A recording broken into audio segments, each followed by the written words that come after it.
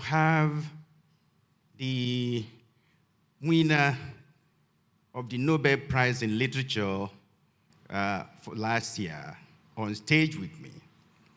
And then the 1986 winner of the Nobel Prize in Literature, who happens to be an elderly friend and a mentor, sitting down in the audience to watch this. I mean, you can't have it, better. And, I'm so delighted.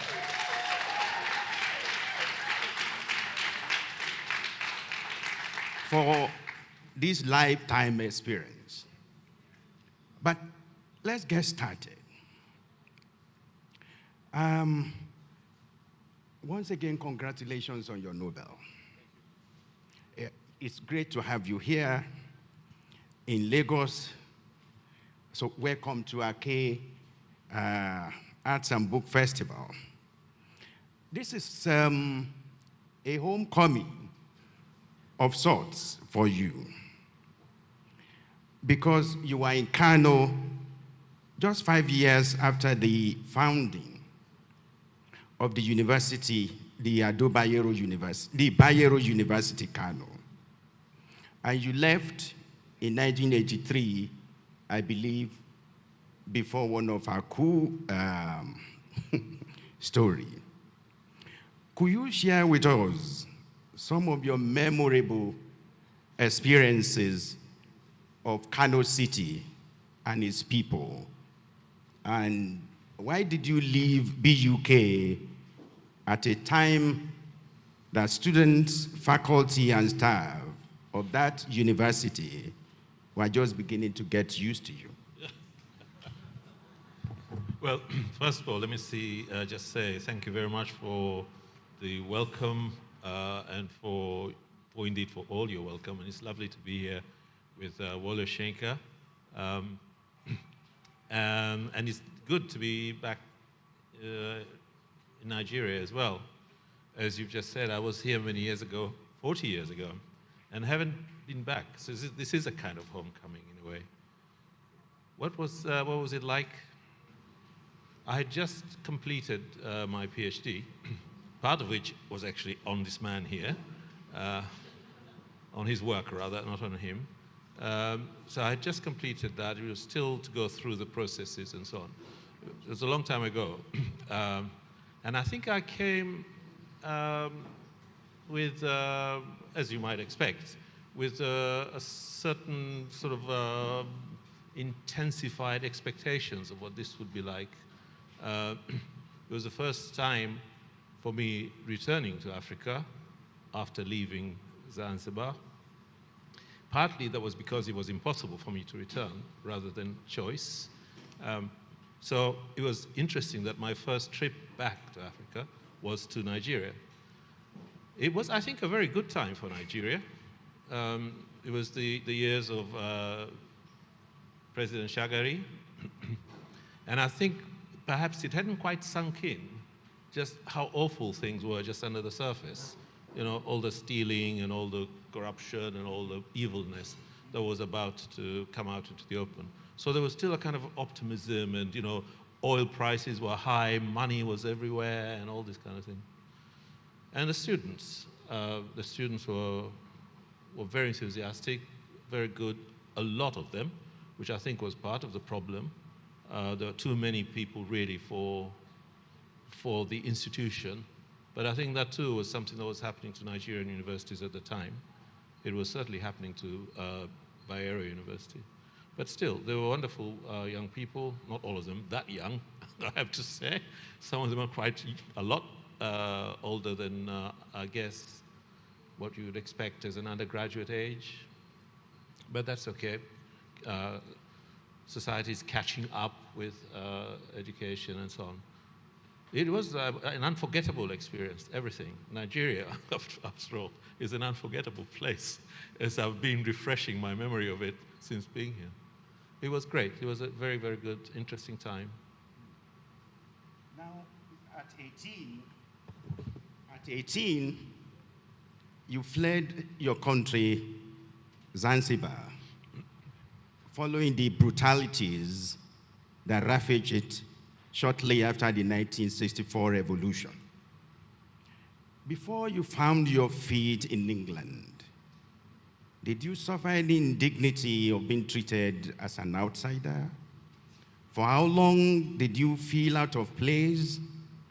And how did you overcome the condition of being an exile or a stranger? And why did you start writing seriously in England at 21? Yeah, well, the things that happened first, let me begin, as it were, to catch up with the story as you told it there. What happened in Zanzibar in 1964 was the overthrow of the government. Sometimes it's described as the overthrow of the Sultan. The Sultan had no power. The British had taken that away from him, or from the sultans, in the 19th century. So he was basically just a figurehead. The revolution was to remove an elected government, which we were 1 month into independence, and the existing government, the incumbent government, which was a coalition, had won the last election. So sometimes I feel this is an important correction that we have to be aware of. It wasn't a revolution against some kind of Arab elite or something like that, as is often described. It was a revolution against an elected government, which had won the election. So that's one thing. And I didn't flee the violence so much as I left because the new government, in its chaotic and rather terror methods, decided to close the schools. And so when you're 18 or 17 and a half or so, I can't remember exactly, we were all rounded up, as it were, in a sense, not literally, but we were more or less all forced into various kinds of what was called national service, which sounds good, except that it was also, the precursor of that was to remove people from jobs, and instead to put us 16 and 17-year-olds straight out of school into those jobs. So people lost jobs, teachers, various kinds of civil servants, this kind of thing, people who were employed by the government. They lost their place, and instead we were put there to do their jobs. And I remember being sent to a country school, a place called Kinyasini, and some of the students that I was teaching, it's only a primary school, but country schools have their own ages, as it were. Some of the people I was teaching were older than me. Some of them were already married, some of them, blah, blah, blah. It didn't matter. It was an interesting experience. But I didn't really know what I was doing at 17 or something like that.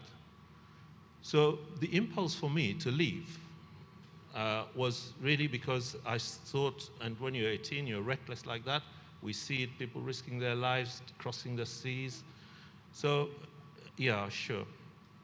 So I thought, no, I don't want to be, imprisoned here. I want to go and do something, fulfill myself, study. So I left. So I don't see it. So again, moving on to the latter part of what you're saying, I didn't see myself as somebody going into exile. So exile is not a word I would use for what I did. Exile I think of as a noble condition of somebody who's doing something from a principled position, either because of politics or because of pursuing a greater goal. I saw myself as just trying to find a life for myself. By the Sea, one of your novels, there's this crazy character with whom you open the novel. When it gets to the border police want him to tell him his name. And each time he's asked of his name, he says, refugee, refugee. What's your name? He would then also say, asylum, asylum, right? And when they search his bags, what do they find there? Just a shirt and a trouser and most importantly for him, a coffee containing some funny, stuff. Did you have an experience that is similar to that when you go to England? No. That's just invention. that's what people like us do. We think these things up out of nowhere. We don't have to live through them as such, exactly.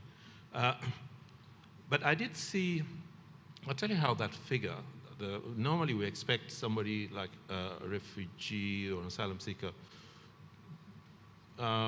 particularly asylum seeker, I should say, to be probably younger rather than somebody of his age, 65 or something like that, which is one of the things that baffles the immigration officer, who says, what do you think you're doing? Why do you want to leave your country at your age? Are you, do you know what it means to be a stranger in another place, another country like this? And that came to me because this would have been around about 1919, just before the turn of the century.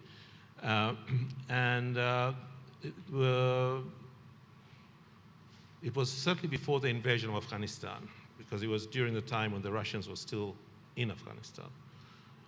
And a group of people hijacked a plane, a flight from Kabul to Herat or vice versa, I can't remember exactly. Anyway, they hijacked this plane and forced the pilot, they said, to fly to the UK. It's a long way. These guys were on an internal flight, and now the plane is going to Rome, I think, first, where it had to refuel, and then it arrived at Stansted in London. And so the news, these were innocent days about such matters. Why did you start writing seriously in England at 21? I started writing because of I suppose, the experience of being a stranger. I explained how or what was in my mind when I left Zanzibar, but when I think this is also true of many people, and I think of that as I watch some of the young people we see on the news or in documentaries who are making this journey to Europe. I didn't think anything about what I was leaving behind. I was heading that way. And in any case, I didn't know anything about what I was going to, really. I thought I did, but I didn't. So the experience of being a stranger in Europe at 18, without family, without friends, without money, was a complicated one. Complicated in both ways. Complicated because of the difficulty of being a stranger anywhere, and also because of now suddenly realizing what has been lost, what you have given up, as you were, recklessly. And I think it was in trying to understand that for myself that I started to write. Not because at that time I was thinking anybody would see this, what it was I was writing, but simply because sometimes writing can be helpful in just sort of disentangling things, particularly if it's miserable, sad things. It makes you feel better when you sit down and write them down and so on. So that's how it started, really. But then as time passed, I found myself actually fictionalizing some of these experiences. And then it just sort of went on. But it was a long time before I was able to say, I guess, even to myself, I'm going to write, or I'm going to be a writer. It seemed really an impossibly high aspiration. So it took a while, took several years probably. So I probably started doing it more or less within a few months, a year or so of getting to England, but it took, as you say, till I was in my early 20s before I could actually say, I'm going to write a novel or something like that. Thank you. The Djiboutian novelist Abdurrahman Waberi writes in his novel, In the United States of Africa, and I'm quoting him now, one's place of birth is only an accident. You choose your true homeland with your body and art. You love it all your life, or you leave it at once. End of quote. What is your own idea or notion of a true homeland, particularly for people with mixed origins and multiple identities? Yeah, so I guess behind that is a question of what is home or something like that, or what is belonging.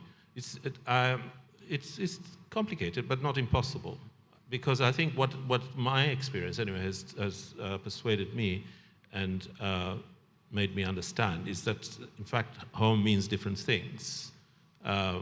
It means, of course, wherever it is that you were born and grew up in, and where your family and your connections and your language and so on is. So that's home, and always remains so. It always remains so. But then home is also a place where you choose to be or find yourself through circumstances. You end up there. I've lived in the UK now for 50 years. Well, traveling here and there as well, of course, but my home, in that sense, has been there. And I've worked there.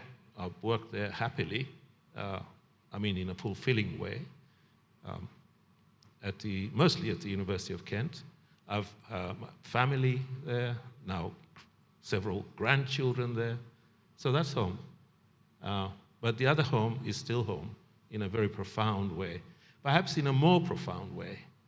But so that's why I'm saying, you know, this idea of home has different meanings.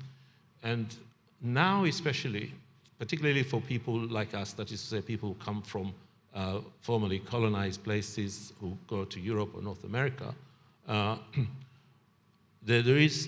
the journey is so much bigger, it seems to me, than the journeys that many Europeans made to different parts of the world as settlers or as new immigrants, or going to North America, going to Australia and so on.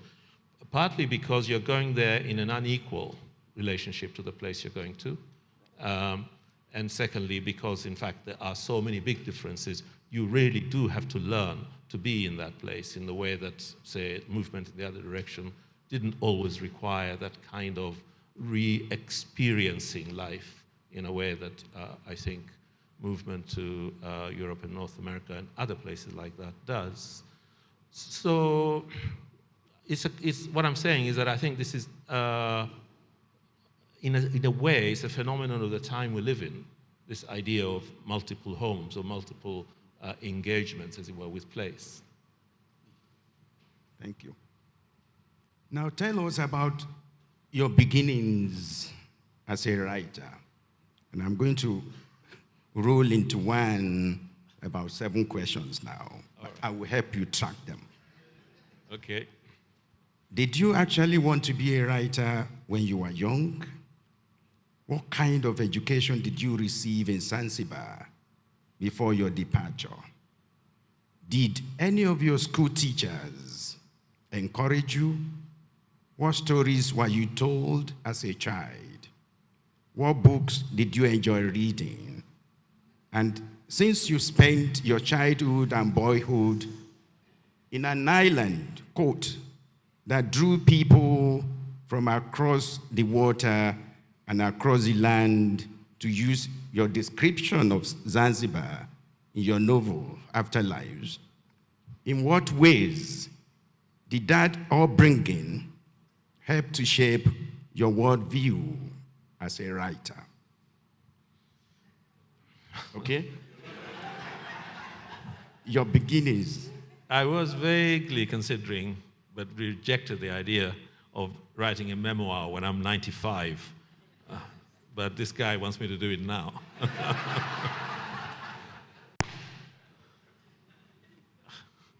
Okay, I'll pick and choose.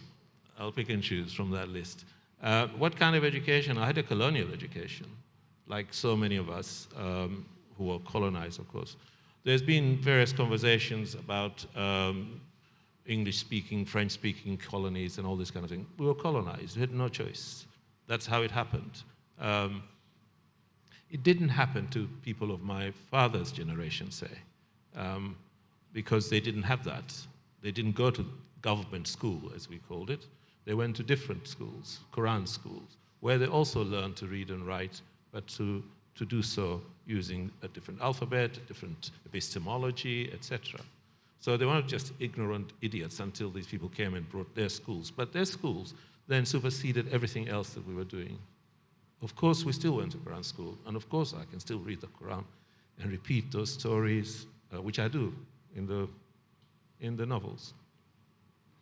But, you know, the world changed. This is what colonialism did. It transformed the world, and it transformed what is important and what is not. So even as we struggle to balance things, to put things right, there is still a long way to go before we can actually have a proper engagement with what is important for us from what we had before and what is important to us now that our worlds have been changed in these ways. And this in itself, of course, is an important subject. I was going to say fruitful, but I was thinking of as a writer there. But it's full of possibilities as a topic, as an idea, as a phenomenon to try and understand and come to grips with. So that was my experience. I've forgotten all your other questions. Now, your teachers, none of your teachers encouraged you? No, wait. Okay, that's a nice story. I can tell that story. That's an easy one. He's passed away now. Zanzibar is a small place. It's getting bigger, but population-wise, it was quite small. And there was a man who died a few years ago who was basically he was the leader of one of the best orchestras in Zanzibar, playing tarab, which is the music of Zanzibar. He was also an artist, and his father was an artist, I mean, in the sense of a painter.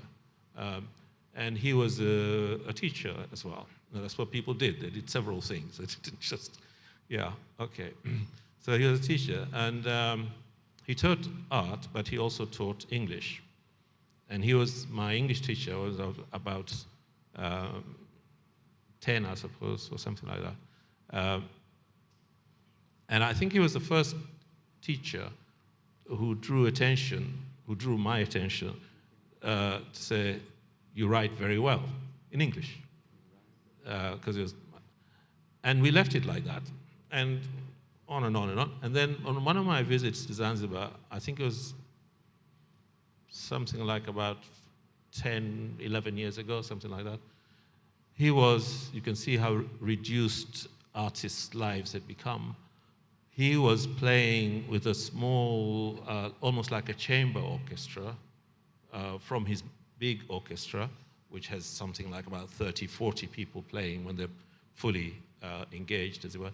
And he must have had about 4 or 5 of his colleagues, as it were, playing on a terrace in a tourist hotel. That's what I mean when I say, you see how the lives of artists have been reduced in a way anyway, there he was. And so by this time, of course, I'd already, I think by then, published at least 6 or 7 of these books here, maybe more, I don't know. Anyway, he saw me, because we went in for a coffee, and he saw me sitting there. And when they stopped, when I had a break, he came over, and he said, I heard you're back. I discovered you. So I said, yes, you did. Yes, you did. He was a wonderful man, yeah. But anyway, he's gone now. So what kind of books, did you read at that time? Colonial books, of course. What else? What? That's what I'm saying. What was there to read? What was there to read was what was provided by the school system until a certain age, of course, until, I guess, in adolescence, then it was possible to... but I'll tell you why. It became possible because it also coincided with decolonization. And although the usual fare was, at that time, crime, mystery, whatever, this is what people bought and so. But there was another source of reading which appeared miraculously, which was various colonial civil servants leaving. And as they left, they got rid of their books. And these books found their way into second-hand bookshops. And so suddenly there was this great bounty, almost, of books that you could get for almost nothing, for sixpence or something like that, whatever that was at the time. And so you could, which we did, my brother and I, and other people did as well, but we did, you could go there and buy a box full of these things that you didn't even know what they were. Like Charles Dickens? Yeah, Charles Dickens. I remember there was one series of American poetry, for example, one of these 12 books and so on, come on, let's take that home. That kind of thing. So it was all haphazard. There was no method or anything about it. Many of these were people you didn't even know, and I suspect not all of them were worth the trouble of creating away and taking home. But it was a way of broadening the reading. So the reading was you read whatever came your way. And people passed books around to each other. Hey, this is interesting, read this. And yeah, so that's the reading. It was all anything you could get hold of. You were not told stories at home? Yeah, sure. Okay, that's a different source. I mentioned Quran school. I mentioned what would be told at different times of the year, like the Miraj or the Mawlid or the whatever, various sort of commemorative events like that when these stories will be told again. Sometimes in Quran school, the teacher, because it was a big school, so there must have been maybe about 100 students or so, and sometimes the teachers would just get bored themselves, I think, and would say, okay, children, quiet. I'm going to tell you a story. And so there will be something, a religious story, of course, something. There will be those. There will be stories to be told at home by mother and aunt and grandmother and whatever, which when you're young enough, you're allowed to sit in a corner and listen to, or sometimes you're directly the audience being entertained by this. There are stories in the street, generally weird stories. When I say weird, I mean these will be stories interpreting global events in their own way. Do you realize what is really going on there and whatever? And then some quite bizarre version of, well, now you can say that, but when you're uninformed, it all sounded quite convincing. Interesting. Your Nobel citation references your deep concern for the fate of millions of refugees of various ethnic groups and nationalities who believe that borders are for crossing. Why do you keep circling back on this subject in novel after novel? Well, because it's there. It's in front of us. It's an injustice. And, to me, it's important that that I'm able to speak about things that I see in front of me that seem to be wrong. I don't think it's anything more complicated than that. Of course, the fact that I have a brief kind of knowledge, which is not as intense and as horrible as some of those that we hear about, but I do have a sense of that kind of experience of both losing home, although not permanently, not as permanent as I thought, but there's that experience, and there is the other sense of living, as I've said, living among strangers. But in addition to that, I think there is a kind of there is a human obligation involved here as well in understanding that when people are in those sorts of difficulties and problems, let's say, for example, you think of the Syrians, the Iraqis, Kurdish people who are escaping the destruction of their homes, whose lives are at risk, then I think there is an obligation to be hospitable. So it seems an injustice in that sense to criminalize these people and their desire for safety instead of doing what is possible to do. That's one thing. The other thing is that it's a continuation, it seems to me, of a certain kind of panic and, well, I'll use the word inhumanity again, towards people who are not European, to see them as either as a disaster of one kind or another, they will spoil things for us, they will ruin, or to see them as people without anything to offer, or to see them as beggars, or this kind of way of thinking that they're not quite as human as us somehow, or their pain is not quite as real as ours.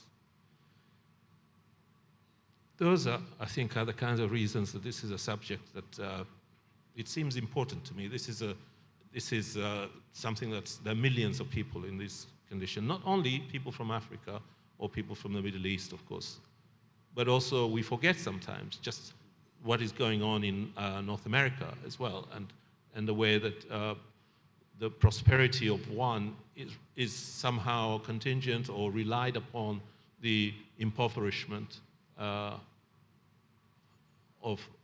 others. So it is indeed no surprise that those impoverished now say, well, that is where prosperity is. We have no other recourse. We have to go there. So I think I think of this movement of people as not just a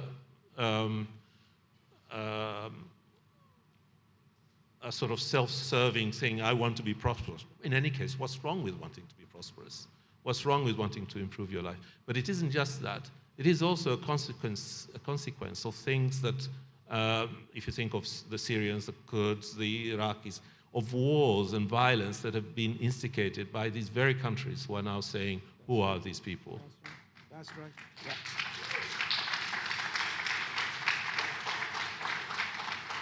Okay, so it's for all of those reasons that I'm kind of trying to enumerate. It's why it seems to me this is, and anyway, you don't really have much choice.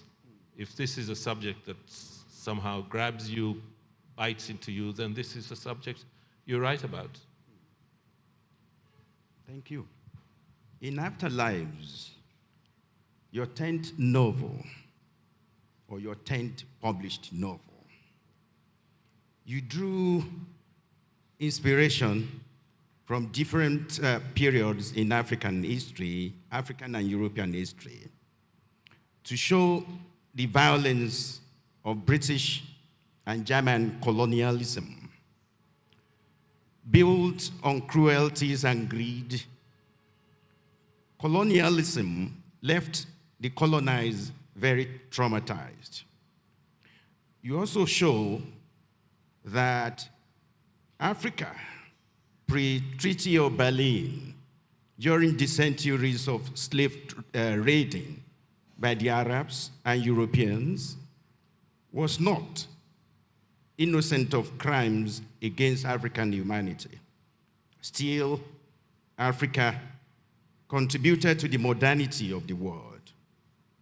Why do you constantly turn histories, memories, and nostalgia into art? And could you share with us some of the problems you've encountered as you worked to weave history into your fiction and your fiction into history?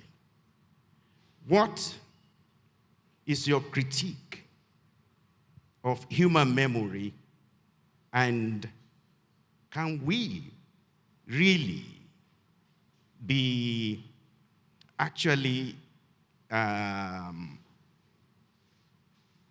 can history, reality, memory be actually reconstructed? First. He asks difficult questions, doesn't he? Why do you turn history, memories, and nostalgia into art? Okay, I like that. He now has to interpret his own question. Can we take out nostalgia? Then I will answer the rest. Well, partly because history has to be narrated. I'm thinking in particular of the historical episode, which is at the core of Afterlives, although it does cover a longish period. But that is to say, the conflict in 1914-18 in our part of the world.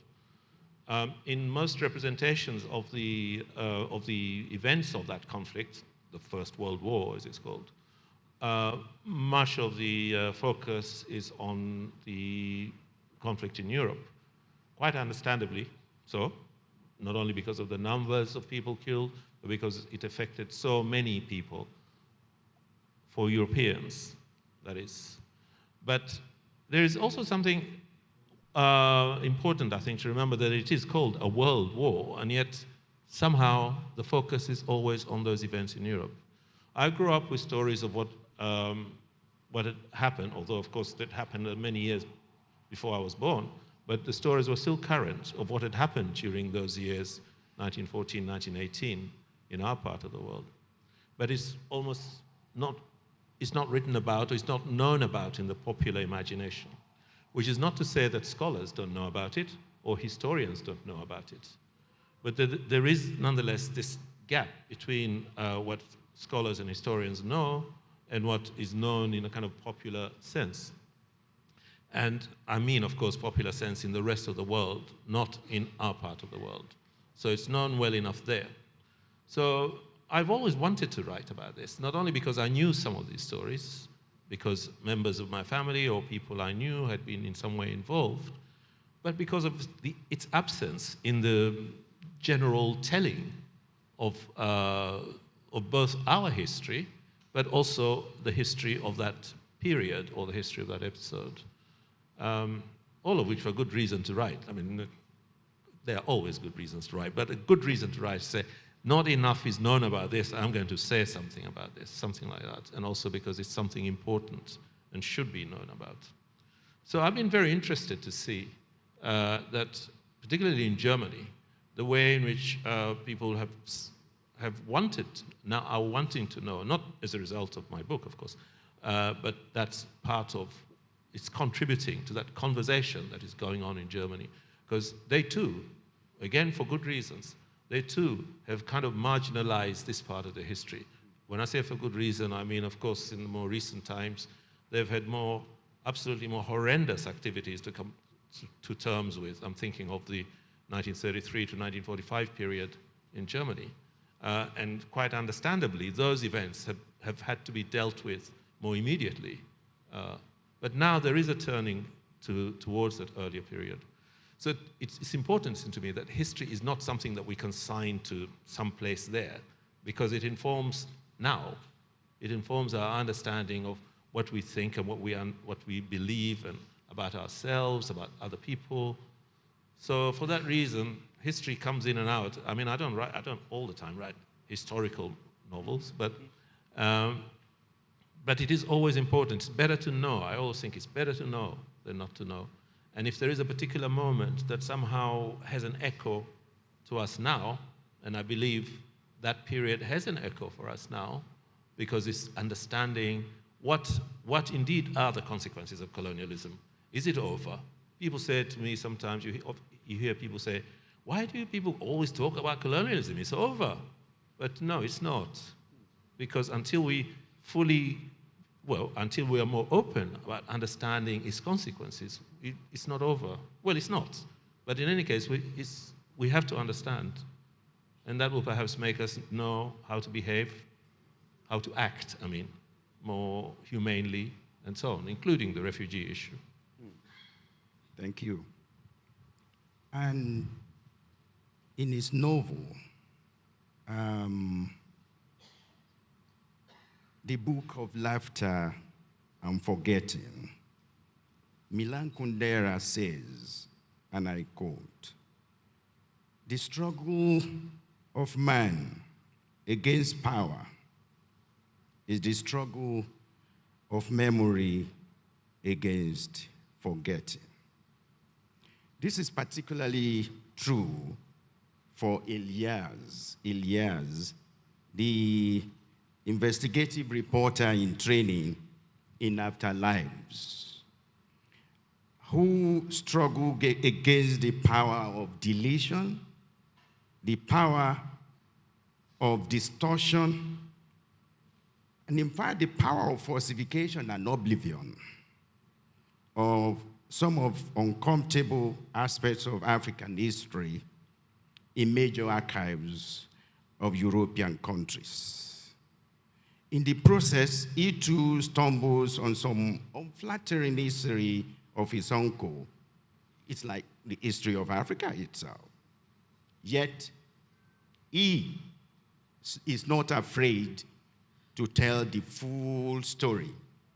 Why do you think presenting all sides of our story is important, even when such story is against us or against our ancestors? I don't do it deliberately. They did these things. No, I don't invent them. I mean, this is an example for those of you who perhaps don't yet know the book. Ilyas is somebody whose uncle was a Schutztrooper, a colonial mercenary, basically.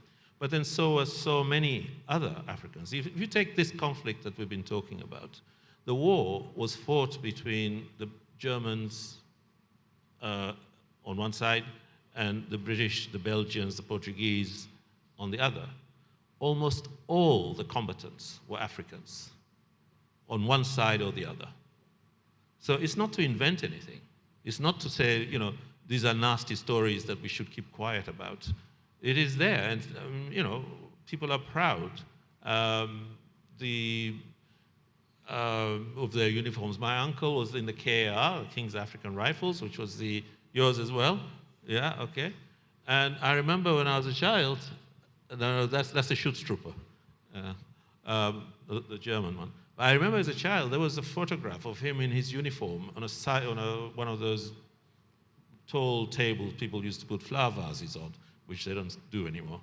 I have a scar to prove their existence because I ran into one. But anyway, there was a photograph of him in his uniform and those hats that the KR. So lots of people joined up for various reasons. And it was very interesting to me when I started to write Afterlives to ask this question: why? Why did people do this and kill each other for what was the outcome? To see who would be their colonizer. Should it be the Germans or should it be the British? Why did they do it? It's very interesting to reflect on, but we don't have time. Yeah, we'll soon run out. I see, because there is a little box here in front of us, and for the last 10 minutes, it's been saying, please start Q&A.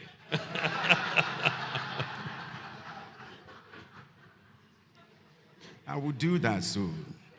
And that's how. Of course, Afterlives is not just one more. It's not just a historical novel. It is a fascinating love story, personal love and family love. It is about the warmth of friendship and the unexpected kindness of strangers. It is also a story of resilience in the face of difficulty.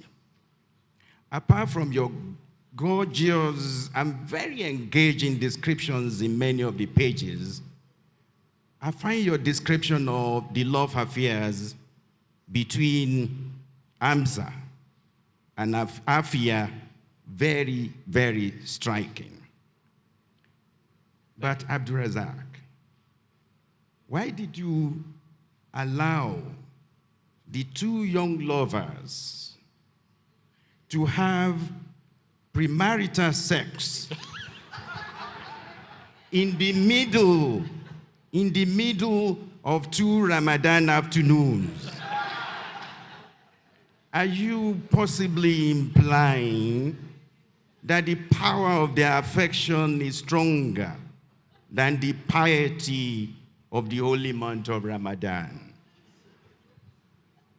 I expect when you are young and in love, it probably is even more exciting to do something like that, to go go against the sanctions, as it were, say, hey, it's Ramadan, why not? So finally, I want you to talk a bit about the brutal attack on Salman Rushdie on August 12 this year in upstate New York. And what do you think the writers should do to protect their freedom to write? Well, first of all, what do I think about the event? I think it's outrageous, and I think it's completely wrong. I think the whole persecution, I suppose, of Salman Rushdie for what really in the end are made up accusations. But nevertheless, it's gone on long enough, and now it just seems to be keeping things going and persecuting this man for writing. I think that in itself, just as a general idea, is unjust and intolerable. To want to kill him for that. How do you protect the writer's freedom? Well, you know, you just write. I don't suppose there is a way of making absolutely certain that you will be safe. Generally, people are safe, but we know that in many places they're not, and are forced to tone down what they write if they want to continue to do so. Some people don't, and so run the risk of danger. I don't think this is anything new, and I think what dare I say, is what makes this profession a noble one. Thank you very much. Thank you. A round of applause for him.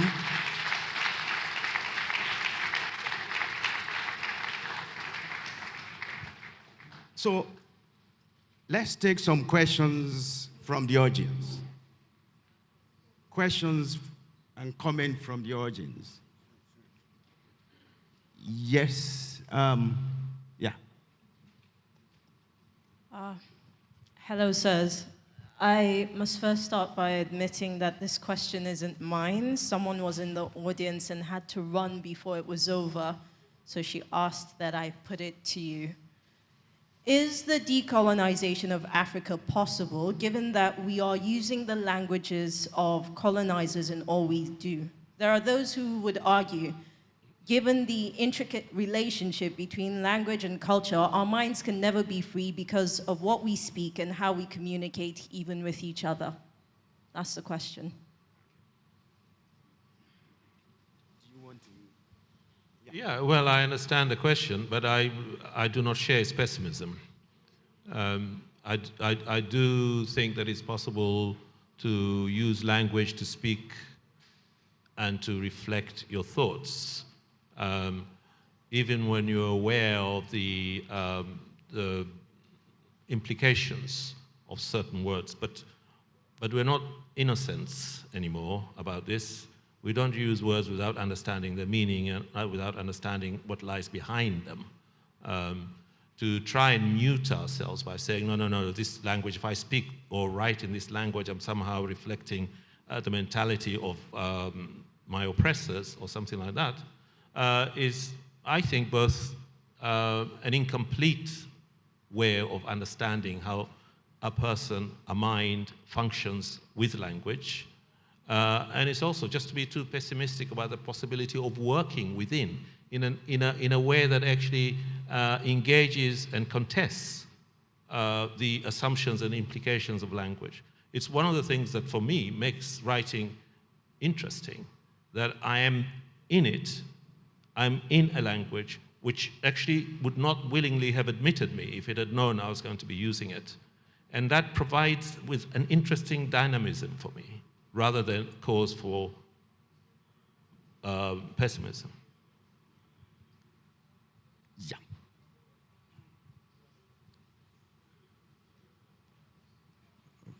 Thank you so much for this discussion. I'm very fortunate to be in this room today. Okay, my question is this. I started writing a novel in March, yeah, and I've written about 350,000 words. But the main problem now is that I don't know if the novel is going to stop at all. And this is just the first draft. So what I've left it for about 2 months now. I've left it for 2 months now. But I want to go back to the novel. But the main problem is, should I focus more on a particular message before attempting to write a second draft? Or should I just write? Yeah. I don't know.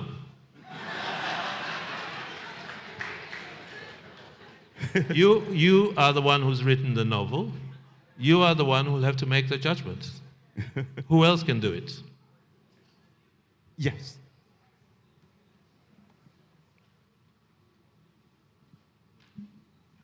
Thank you so much, sir. I'm Peter Okonkwo.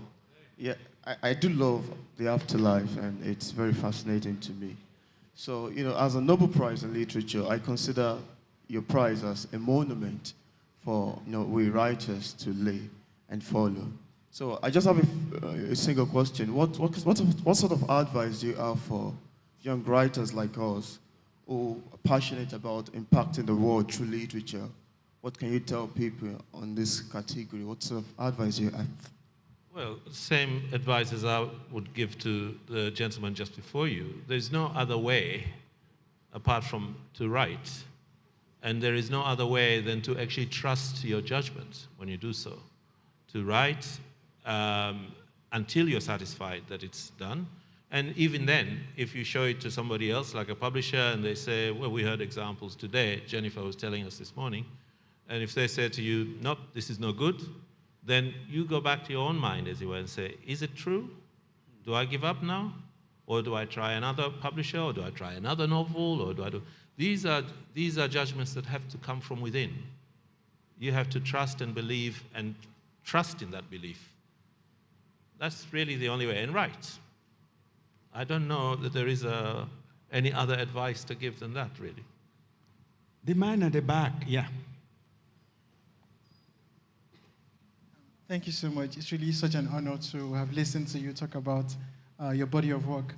I want to ask about Afterlives. I read Afterlives last year, and I absolutely loved it. I liked how it was able to talk about not just the war, but made us understand everything that was happening during that period. There were themes of feminism, themes of education, and diverse themes that doesn't take us away from the fact that this is a war story.